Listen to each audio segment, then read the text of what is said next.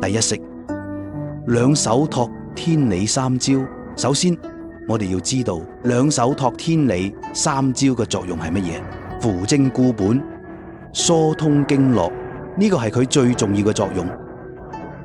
我哋如何嚟練習佢？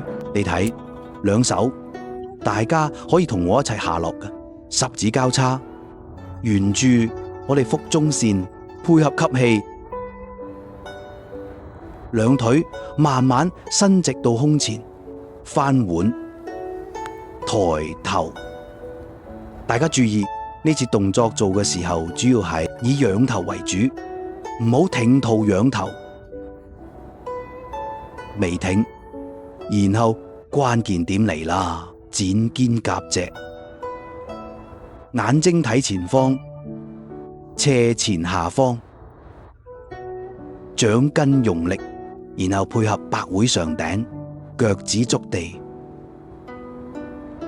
然後後背膀胱經夾緊，兩個肩胛骨往內合，平住，掌根用力，然後再配合吐氣。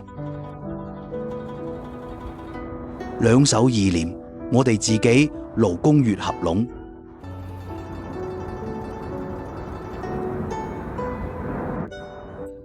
呢個就係我哋第一節兩手托天理三招，一齊跟住練啦。兩手下落，十指交叉，吸氣，翻腕，抬頭，展肩夾脊，平住呼吸，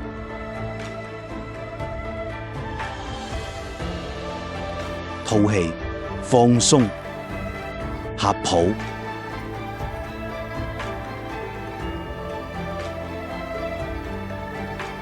吸氣，翻腕，抬頭，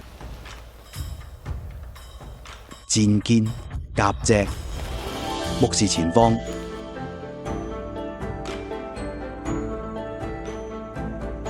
吐氣，放鬆，屈膝，合抱。你學識未啊？可以跟住影片多練習4到6次。